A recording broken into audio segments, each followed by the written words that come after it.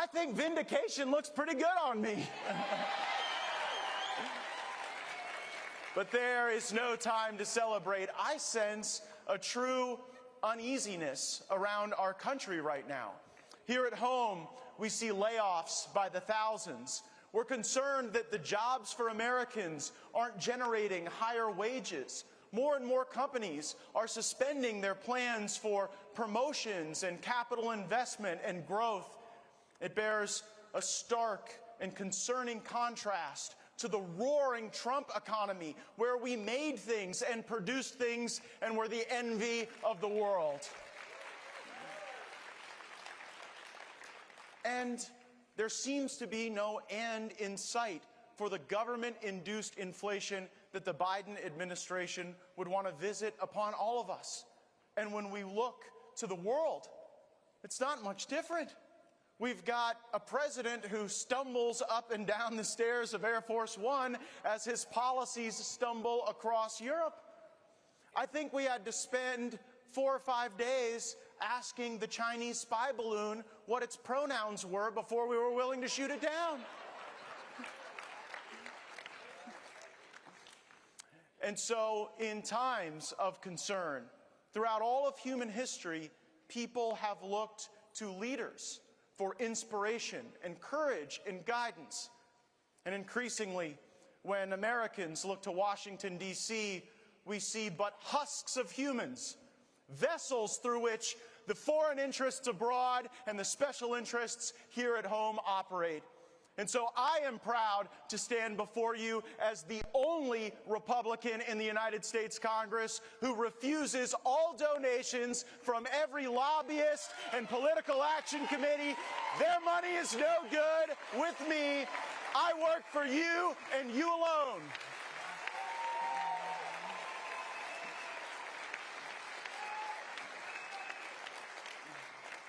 I am on a mission to change Washington, D.C., because Washington is a deeply corrupt place. You saw the work of that mission during the election of the Speaker earlier this year. And if you believed the mainstream media, we wanted crazy things. We were this wild group of radicals who actually thought we should have a few days to read legislation before we vote on it. We had extreme ideas, like the bills before our consideration should comport to a single subject, so that I wouldn't have to vote on the Farm Bill the same time I'm voting on war powers in Yemen. We thought we really could send a shock through the system with a requirement that the amendments to bills actually be germane to the subject area of the bill. We thought that bureaucrats who had turned against the American people should have their salaries singled out so we could vote against them. Imagine if we could have voted against the salary of Dr. Fauci years ago. What a better place America would have been.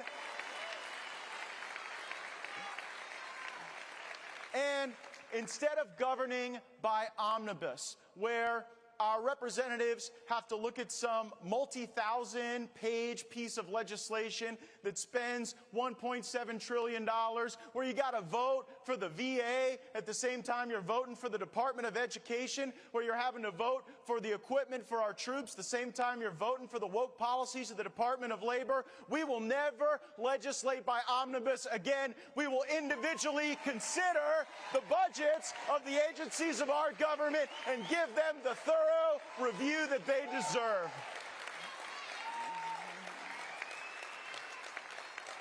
But perhaps the most important concession that we received during that fight was the establishment of a special group of legislators to analyze the weaponization of this government against our people.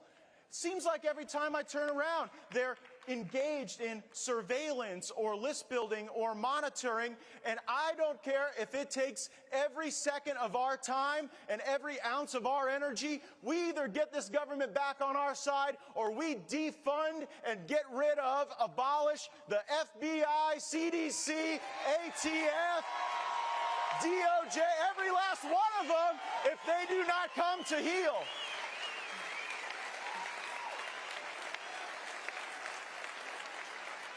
And I don't think it's too much to ask. I really don't. And in this effort, I must update you on an important update. We have been taking whistleblower testimony from brave patriots, people who worked at the FBI and saw things like targeting Americans who attended school board meetings, like labeling people domestic extremists because they expressed support for building the wall or the Second Amendment online. We had FBI agents telling us that they were cooking the books, where there would be normally one case that you would open up on domestic extremism.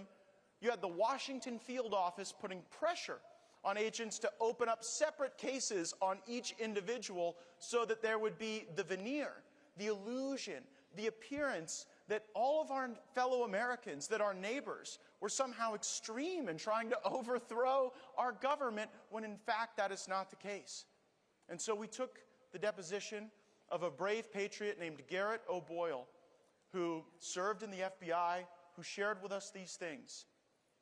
And yesterday, Judiciary Democrats put out a smear piece on him.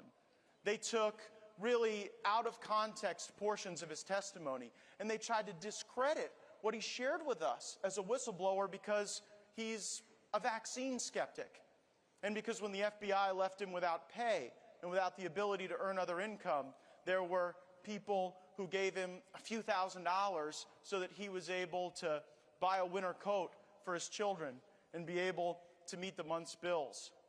So we have an active case where we're working to corroborate this information, to build the evidence, and Democrats are obstructing the investigation. And so it is no longer time to go back to the old low-energy Paul Ryan, Trey Gowdy days of fake oversight. These are the Jim Jordan, Marjorie Taylor Greene, Matt Gaetz days. And if the Democrats are going to obstruct our investigation, then I am calling to remove the Democrats from our investigation. They shouldn't be allowed to sit in the depositions and hear the evidence if they are going to use that to try to get in the way of thorough, rigorous oversight. And I don't believe that means hearings where we yell at people. I think that means a fundamental reshaping of this government, a reshaping of this town. I know every time I give talks like this and meet with our great activists, I always get a question at some point where people say, do you still have hope? Can we even still save this thing, this great experiment? And I know we can. And here's what I would say. Even though at your job it may feel like you're outnumbered, sometimes even in your social groups, it may feel like you can't wave your MAGA flag at full mast. But I saw what a group of parents did in Loudoun County who at first were outnumbered. I saw what pilots did at Southwest Airlines who stood up against the vaccine mandate. I saw what Navy SEALs did who got injunctions so that now we are in a position to, in a Republican House of Representatives, restore every one of our military patriots with their full rank and back pay.